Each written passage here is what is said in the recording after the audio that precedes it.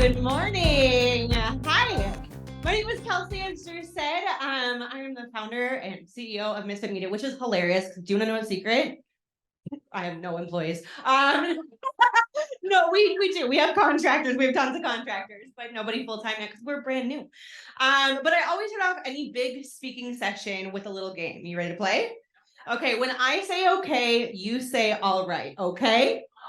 Okay. And when I say all right, you say okay. All right. All right. Okay. All right. I start off that with every single big speaking thing for two reasons. One, clearly you're Minnesotan. There's almost nobody in the front row, so we gotta warm you up. And two, it takes me back to my favorite place in the whole wide world, which brings it back to simplicity, which is our theme today. My favorite place in the world is a little school in South Africa in Cape Town called Tembeletu. And it is the only school in the entire Western Cape, which is about the size of 3 states, that will allow disabled children to go to school. It's wild. I have basically grown up speaking about disability my entire life. My parents on the first day of school since I was 5 years old would have me get in front of the class and I would say, "Hi, I'm Kelsey. This is my arm. I was born that way. Does anyone have any questions?" Because kids make fun of what they don't understand, so disabled kids are low-hanging fruit. And they hope that this would help kind of decrease some of the bullying. Jury's out on that. But I've been explaining disability to children for my entire life. And when I went to South Africa for the first time, I was working with an organization that worked with children who had been removed from previously abusive homes. And every single day, these cuties would run up to me and be like, Teacher Kelsey, what happened to your hand? Did the lion eat it?" And I was like, "No, the lion did not eat it." And then they say, did the shark eat it? And I'd say, "No, the shark also did not eat it." Even though for Halloween, I'm going as the surfer that got her arm eaten off by the shark. And my husband's going as the shark.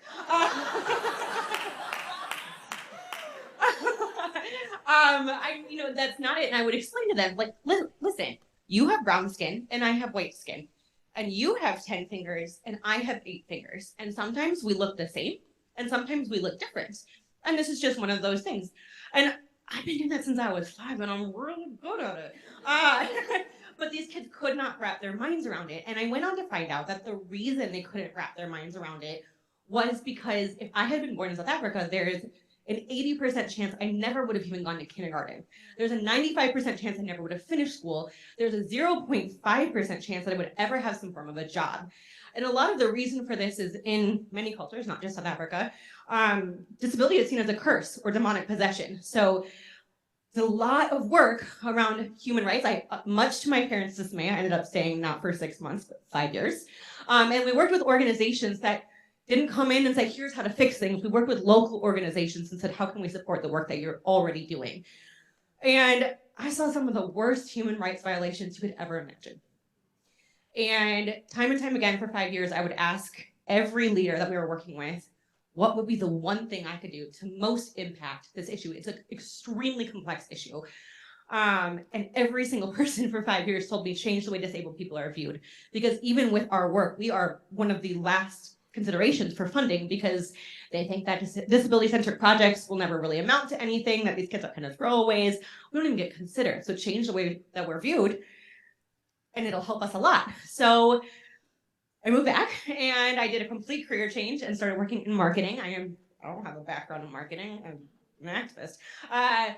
So I did that and I did a lot of jobs in the meantime while I built my business and I basically interned starting completely over.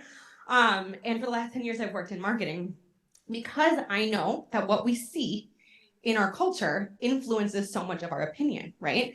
So I really believe that, okay, there has to be something here. If we can change the way that people view and represent disabled people, society's opinions will start to change.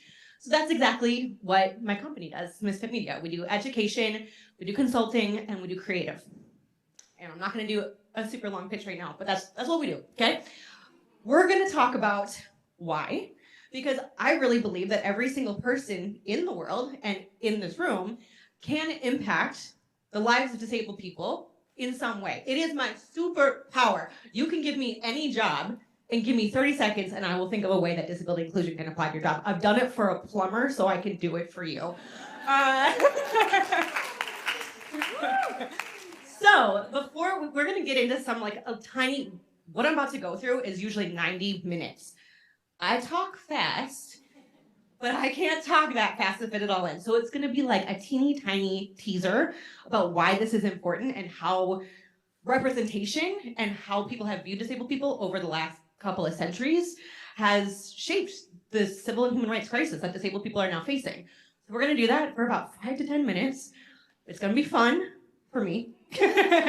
And I promise you, you're gonna be uncomfortable, okay? You know that feeling when you've got like that like aunt or uncle at family dinner and they say something real cringy and you're like, I know you don't mean that, but Jesus, don't say that.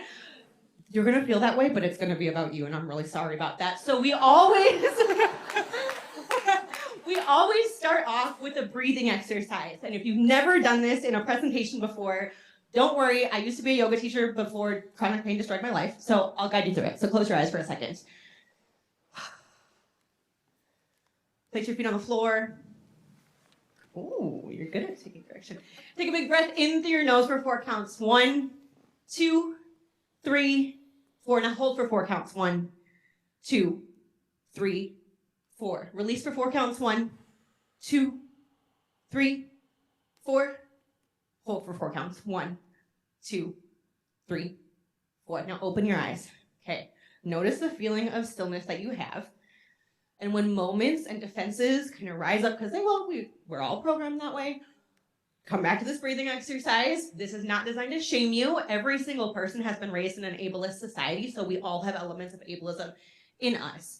And if you feel uncomfortable and kind of like, oh my goodness, I didn't know that that was bad, I love that. Do you know why? Why? Job security. So we're gonna get into this. We're gonna look at, we're just gonna go through some really basic stuff about what disability is and language terms, because I know in the Q&A, you're gonna ask me otherwise. So I just told Drew, I'm putting this in the beginning and we're cutting off 2 minutes from questions. So what is disability? The CDC defines disability as a physical or mental impairment that substantially limits one or more major life activities. We also extend that to include neurodivergence, in case that wasn't clear, so autism, ADHD. Basically, if it impacts your life in a massive way, it's a disability. If it's something that you're struggling with, and mental health can be a disability at times, it really depends on how it impacts you, right? So that's what a disability is. And then the question I always get is, how do I talk about disability? So we're gonna do it right now. Person first or identity first? Person first, disability. It's like person with a disability, right? People with autism. Person with a disability puts distance and separation between a person and their disability. It's most commonly used in corporate or media settings. So oftentimes people will use this term for themselves if they're disabled, if they're like, they understand that just saying that you're disabled can provoke some like negative connotations because of the society that we live in. So some people use it, some people don't. I think there's validity in both. The other is disabled person. It illustrates that disability is an important part of many people's identities and they do not want to separate themselves from it. No matter how hard you try, you can't make me a not disabled person. That's kind of the thought behind it, okay? There are other ways of talking about disability as well that our culture uses, like special needs, differently abled. Don't use those unless a disabled person specifically asks you, and here's why. We have sociology studies that prove that using euphemisms to talk about disability actually increases stigmatization. Also, we've asked you not to. You don't know that, but they have, the Disability for 50 years has been organizing and saying, please use the word disabled. Because, I mean, even without the sociology study, let's think about it. We avoid saying words that we think are bad, right? So if you're avoiding disability, it's kind of putting that idea in people's brains that it's a bad thing. It's not. Disabled people are the best. I just blanked out an F word for you, so. The next thing we're going to talk about is implicit bias. Has anybody heard of this term before? Cool, awesome, I'm in good company, I like you. The unconscious attitudes that we have towards people based on our preconceived notions. So the idea, you know, if you feel uncomfortable saying disability, that's an example of implicit bias. That's understandable because society has painted disability as a really bad thing for a really long time. So you might have this implicit bias that says like, oh, I don't want to say that. That might be offensive to them. I don't want to do that. That's an implicit bias, okay? Then we've got another one called systemic ableism. Has anybody heard of systemic racism or systemic homophobia? Yes, okay. It exists for ableism too. 90% of companies have a plan for DEI, but only 4% include disability within them, which is why we're talking about this really quick. So systemic ableism is the discrimination against people, disabled people embedded into our laws, policies, institutions, values, and norms, right? So many people don't know this, but the ADA, the Americans with Disabilities Act, was only passed 30 years ago. So 30 years ago, you didn't have to have wheelchair accessible bathrooms, you didn't have to have wheelchair accessible buildings, you didn't have to have ramps, and there's actually still a lot of loopholes for that ADA document. So it shows up as like, these are built into our society, okay? Let's go on to the next one. I'm not kidding. I've had people here that have been to my presentations. This is usually an hour, so I'm just really cruising through. So if you're like, what? Just email me, I'll send you a free one. This is an illustration that I use called a funnel of oppression. And it's something that I use in every single training. Basically, it starts off as an implicit bias that just goes unchecked. And every single one of us builds systems into our everyday lives for efficiency, right? How you get to work is a system. Do you use the bus? Do you drive a car? Who built those roads? How you get your groceries is a system, right? Like, how do you get into the building? Are there stairs? Are there ramps? There's so much systemic thinking, right, that goes on in our everyday lives. When systems are not built with disabled people in mind, then that implicit bias of like, oh, disabled people aren't really capable or they're not here, we don't need to prioritize them, kind of just gets reinforced over and over because they're not participating in everyday society. Those implicit biases can't change. And then those people who have more incorrect, harmful, implicit biases go on to create more systems. So let's use an example. Most people think that disabled people just kind of stumbled upon bad representation. So the disability population is 26% of the population. That's surprising anyone? It's a lot of people. 26% of the population. One thing I always say is it is not a matter of if, but when you or someone you love becomes disabled. That is not a threat, it's a promise. It will happen, right? Like, it's gonna happen at some point, either your parent or your sibling. Somebody's gonna acquire either a short-term or a long-term disability. It will impact all of us. So 25% or 26% of the population, we only make up 3.1% of total representation.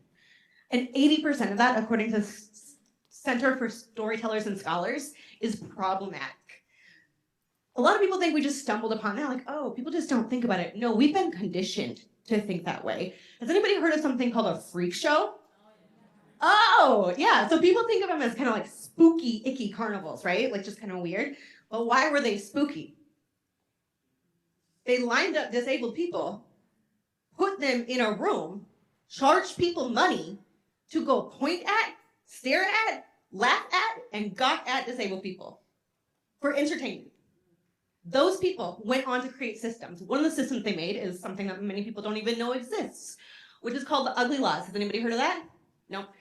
The Ugly Laws were municipal laws that forbade any disabled or quote-unquote unsightly person from being seen in public. The last of these was only overturned in the 1970s. So yes, this goes back centuries, but it's also a very recent part of our cultural memory. Like the ADA, I was born without the ADA being around. It's really recent. A lot of people are like, oh, we have the ADA, everything's fine. I have really bad news for you. It is not fine. Over 80% of disabled people are or underemployed. It is legal to pay disabled people less than a minimum wage in 27 states. Disabled people are more than 7 times likely to experience violence or sexual assault. The claims that we make only have a 3% chance of being prosecuted and investigated. Disabled people have, oh yeah, exactly, it's on there, sorry, I already said that. I thought I had another one. Those are the main ones we're gonna focus on. If you want a lot more, I can give you a lot more. It's grim, okay? It's grim. And knowing how much of what gets like even brought up in legislation or what gets brought up in how we create systems, if 90% of companies are focusing on DEI, but disability is not mentioned in them, that's a really big issue because people aren't thinking about it as like a part of the bigger picture, okay? So that being said, we're gonna have some fun. So we're gonna watch a few little clips. Are you ready? It's like movie time. Unfortunately, I don't have like the roller out TV like you had in school growing up. Uh, but we're gonna watch a few. We're gonna do a little tiny call and response. Not much. We don't have much time. Again, 90 minutes into 20. We're gonna watch them and we'll see what you think. Okay? Okay. All right. You guys must stop. Okay. There we go. Kids with autism sometimes are overlooked. It makes us feel important that she sees it. Miss Joanne always has the brightest smile. She makes them feel at home. I asked him, what is it that you need today, Joseph? People speak as well. We're friends, and I love him. She talks to him directly, just making sure he's heard. It makes his day a lot easier. If I can make him smile every day, I will. I love it. Okay. Oh, 3 of you got it. We don't have time to do that again. You guys gotta get on it. Okay. There we go. Okay, okay, these kids I used to work with, they spoke Cosa, and so like with very different languages when they were all going on. That's why we came up with okay, all right, was when they were rambunctious. I don't want to be like, listen to me. So what do we think? What did that make you feel? Did you think it was great? Did you think it was inclusive? You give me yours. I'll give you mine. And if you're wrong, remember, job security. I love that. So raise your hand who's brave enough to say what they thought. And not just Michelle. Sorry. You can. She's my hype woman. Okay. Who else? One person. I can. Okay. I'll tell you, I felt firm that they have this genuine connection, but then I also thought, well, what's the context of this video? Why did they produce this? Where were they putting it out? Why did they cast these people? How did they find these people? There's a lot of questions that I have. Awesome. Thank you. Anybody else? It's not that scary. Anyone? 3? Lauren. Next time we'll grab you. Just that she's calling out her being special for treating him like a regular human being. Yeah. That's it. Oh, we got 2. Now everyone's okay. In the back, I'll grab you next. You probably know because I know you're close with your daughter. So she's probably telling you all kinds of stuff behind there. Yeah. The fact that there was a Chick-fil-A logo at the start, and immediately after, like the heartwarming thing was said, it just left sort of a bad taste in my mouth. Yeah. 100p. Yeah, no doubt. So here's what I hear with that, right? Is like, you know what? These videos, these red couch videos, are Chick-fil-A's like PR push, right? They share inspiring stories that happen in their businesses. And I mean, it should be, Chick-fil-A is not exactly known for not being problematic. So, but the reality is they're making a big deal out of her treating an autistic customer like a customer. She gave him his meal. She gave him what he asked for. He paid her. She smiled at him. That's really big of her to smile at an autistic person. Basically, like, Chick-fil-A thought this was a good move. They spent money on it. They spent money on the production. They spent money on putting it on TV. They did media buys. They thought this was really good. But this should be the line in the sand. This should be the, like, you don't get my money unless you do this. Why are you acting like this is a big deal? And when this came out, if you look on their like social media, it's like, oh my gosh, so heartwarming, so amazing. It reinforces these implicit biases that like the bar's on the freaking floor for disabled people for how you get to treat us, right? Like, this is inspiring. Like, imagine an ad making a big deal out of treating a woman or someone from another race or someone from the LGBTQIA community as a customer. Will we say that's heartwarming? I don't think so. All right, we're gonna do another one. I'm not telling you anything. You decide what you... So good. I'm not even gonna do call and response. I was trying so hard to hide my reaction. No, it's so good. No notes. I use this in every training I teach, and this commercial has won them so many awards and so much business. It is endorsed by every single disabled person I have ever met for many reasons. Basically, they just knocked it out of the park. There's no stereotypes, stigmas, or tropes at all. They worked, and the reason I believe is because they worked really closely with disabled people behind the scenes to create not only their commercials, but their products. So they've actually done something that benefits the community, and then they let the community tell that story for themselves. They don't center themselves. They don't say, oh, look at us, we're so good. They don't do that. They're just like, oh yeah, this is disabled people should be able to access the world, and here's what we can do to help. It's a really beautiful like tone, positioning, and then I mean, Apple's creative is always going to knock it out of the park, right? So that's that one. But you're like, okay, but I don't make commercials. Don't worry. Like I said, I did it for a plumber. I can do it for you. We're gonna do it 2 more.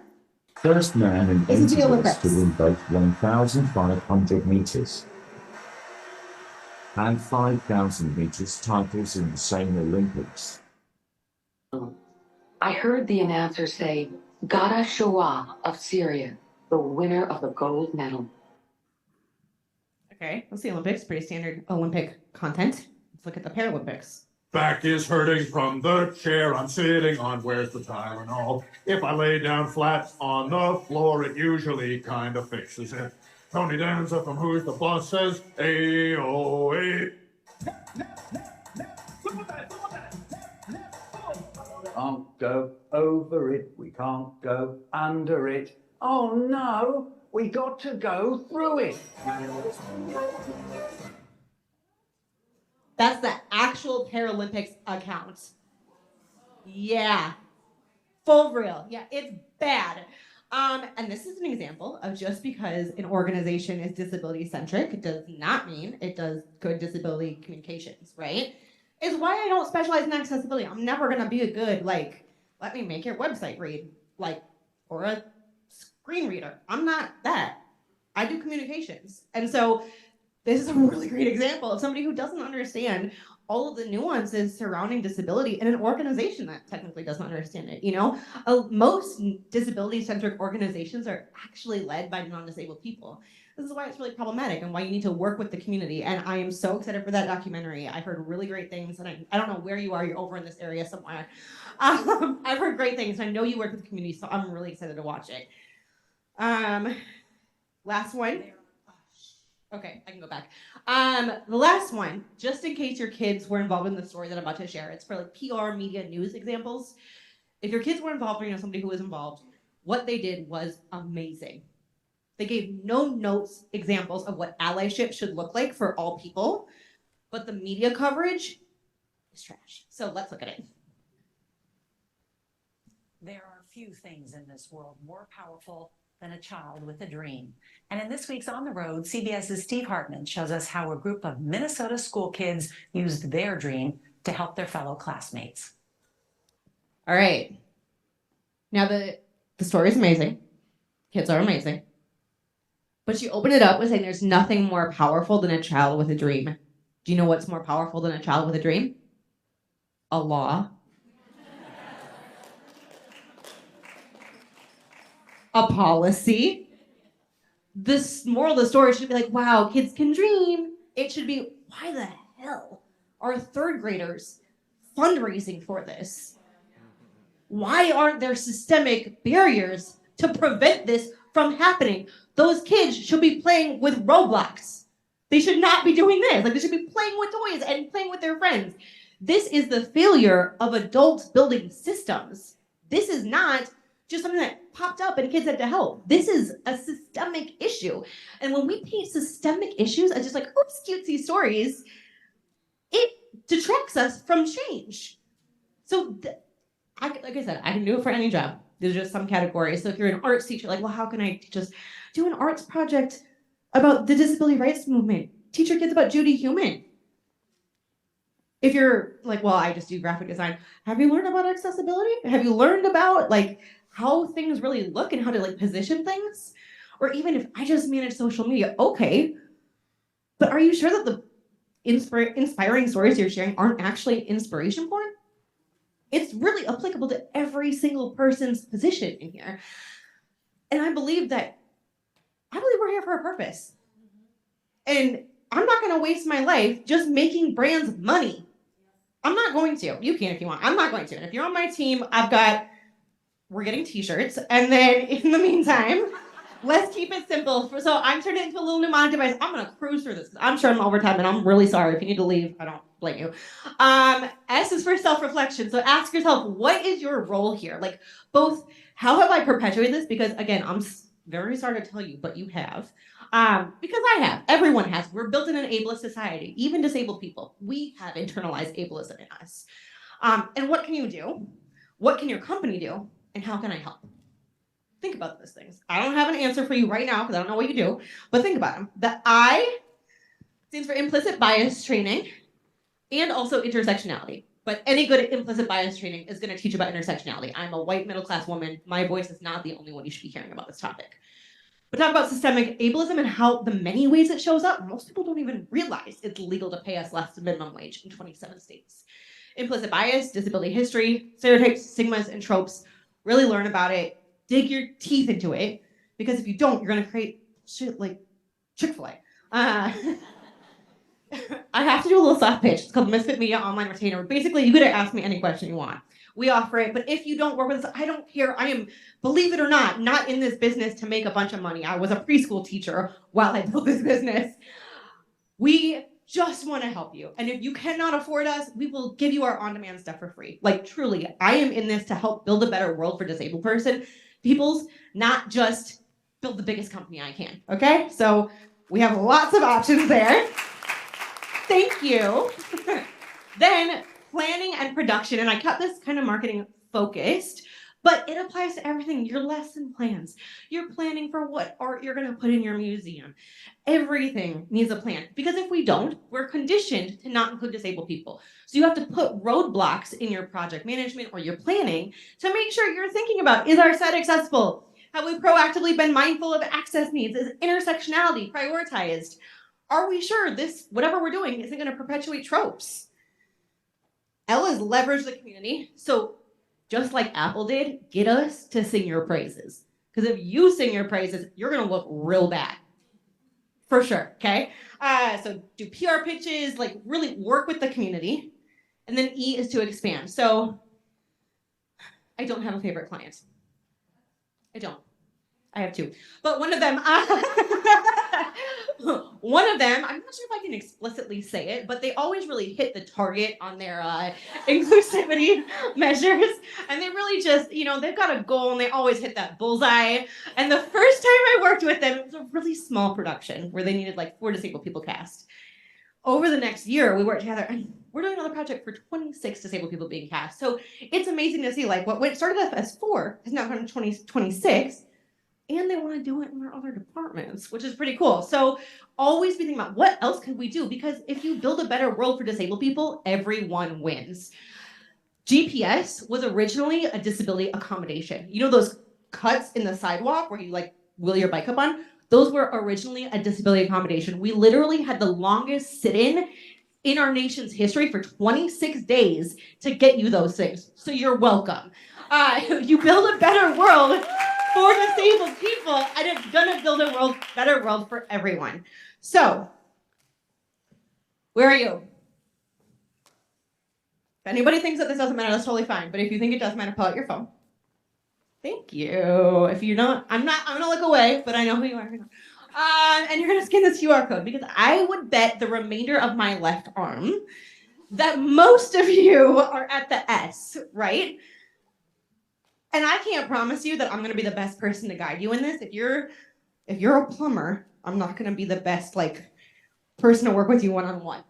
But if there's something I can help you with or direct you in the right direction of who should you talk to, I'm here for you. So you're gonna give me your email. You're gonna talk to me, and if you want to learn more about this, this will automatically sign up for my email. Sorry, but we do lots of either free or really cheap events all the time to help really expand it for that implicit bias and everything else. So. Thank you for being here. I don't take this lightly. I can't do this myself. I am one person, and 26% of our population has a disability. And it's a huge civil and human rights crisis.